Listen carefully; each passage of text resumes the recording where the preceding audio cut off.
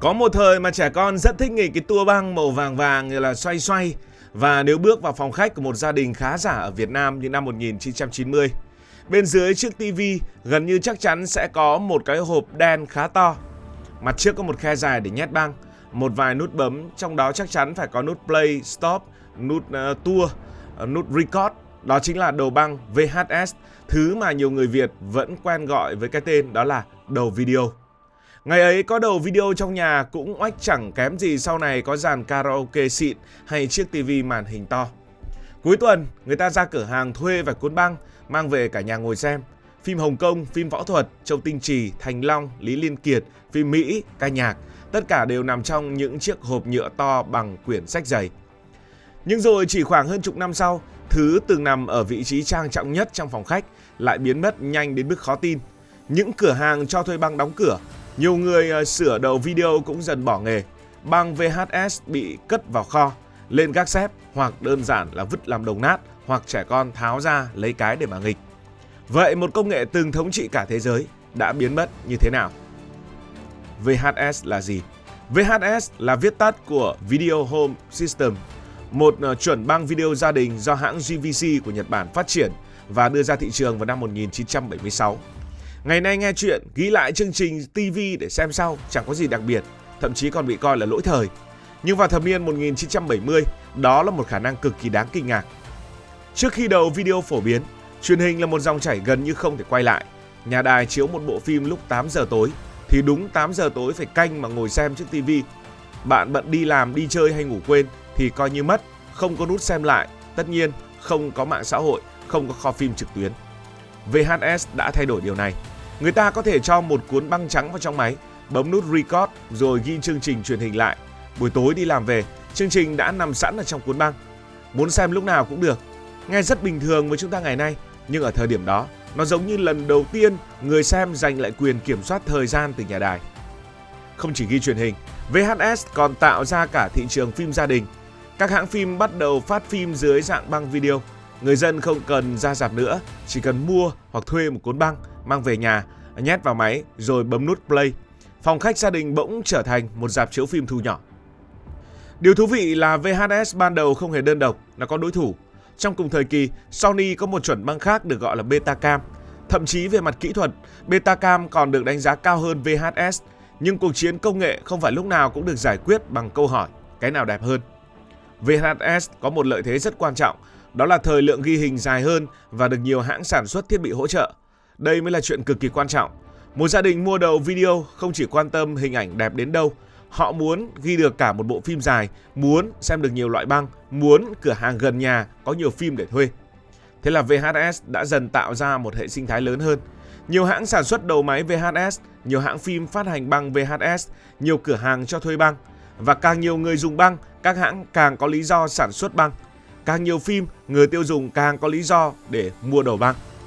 Cuối cùng, đầu băng thắng trong cuộc chiến định dạng, còn Betamax thì gần biến mất khỏi thị trường. Và từ thập niên 1980 cho đến đầu những năm 1990, VHS bước vào thời kỳ hoàng kim. Đây là thời kỳ mà rất nhiều người Việt Nam lớn lên, bây giờ đã chuẩn bị già rồi. Đây có lẽ là phần khiến nhiều người Việt Nam thuộc thế hệ 7X, 8X, thậm chí là đầu 9X cũng có, rất là nhớ.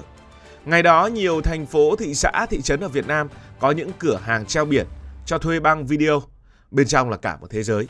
Các cuốn băng được xếp kín tủ, trên vỏ là hình nào là của Thành Long đang thì tung cước, Lý Liên Kiệt thì cầm kiếm, Châu Nhuận Phát thì cầm súng, Châu Tinh Trì với khuôn mặt hài hước.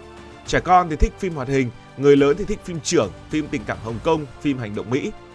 Có nhà cuối tuần thuê một lúc 3-4 cuốn, về đến nhà, mọi người đều ghé ghế lại gần tivi, bỏ băng vào máy, chiếc đầu video phát ra tiếng động cơ rè rè, cái đầu từ nó quay, kéo cuộn băng vào trong, rồi phim bắt đầu chạy.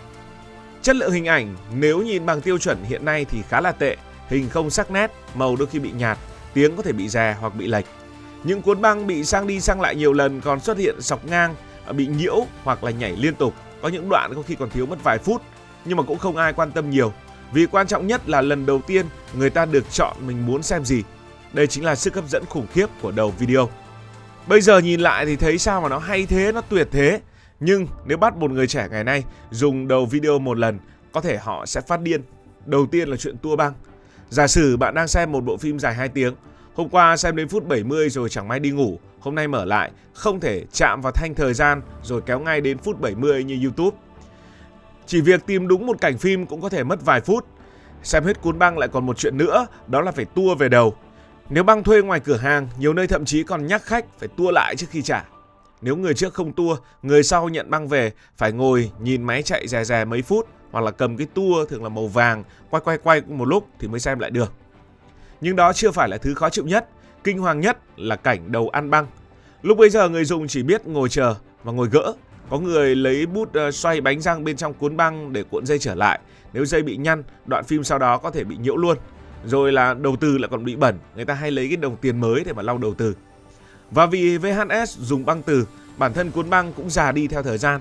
Nóng, ẩm, bụi, mốc đều có thể làm giảm chất lượng của băng. Nói cách khác, đầu băng rất tuyệt trong thời đại của nó, nhưng bản thân công nghệ này chứa quá nhiều bất tiện. Chỉ cần một đối thủ mạnh xuất hiện, mọi điểm yếu sẽ lập tức lộ ra. Và đối thủ đó là gì? Đối thủ đó chính là đầu DVD. Giữa những năm 1990, DVD bắt đầu xuất hiện. Nếu đầu băng là một cuộn băng dài nằm trong hộp nhựa thì đầu DVD chỉ là một cái đầu và người ta nhét một chiếc đĩa tròn mỏng vào trong. Và trải nghiệm sử dụng thì đúng là khác nhau một trời một vực. Đầu DVD không cần tua, thích thì bấm số. Thích thì bật phụ đề cũng có menu cũng có, muốn đổi ngôn ngữ cũng có, cái gì cũng chọn được. Nhảy từ đầu phim đến gần cuối phim cũng được. Có một thời người ta cũng quảng cáo là nét như DVD, âm thanh cũng tốt hơn, đĩa nhỏ nhẹ hơn nhiều. Một kệ có thể chứa hàng chục đĩa DVD, nhưng nếu thay bằng băng VHS thì phải chiếm cả một khoảng lớn. Quan trọng nhất, đầu DVD giải quyết gần như toàn bộ những điều gây khó chịu nhất của đầu băng. Đầu DVD ban đầu còn khá đắt nhưng là đầu băng chưa chết ngay. Trong nhiều năm, hai công nghệ này sống song song với nhau. Thậm chí có giai đoạn còn xuất hiện một loại đầu rất đặc trưng của giai đoạn chuyển tiếp. Đó là một cái đầu nó vừa có cửa để đọc băng, vừa có cửa để đọc DVD. Một bên thì nhét băng, một bên thì nhét đĩa. Những cái chiếc đầu này giống như một cây cầu nối giữa hai thời đại. Nhưng cây cầu nào rồi cũng phải có lúc người ta đi hết sang bờ bên kia. Đến đầu những năm 2000 là giai đoạn mọi chuyện diễn ra rất nhanh. Giá đầu DVD giảm mạnh. Đầu DVD của cái ông đầu chọc Trung Quốc ngày càng rẻ. Các hãng phim dần chuyển sang phát hành DVD. Cửa hàng DVD có nhiều kệ hơn ở trên đĩa và ít dần băng. Người tiêu dùng cũng bắt đầu chuyển đổi thói quen. Nếu DVD chỉ thay thế đầu băng thì câu chuyện vẫn còn khá đơn giản. Nhưng đầu băng lại còn gặp một công nghệ thay đổi quá nhanh. Sau DVD là ổ cứng ghi hình.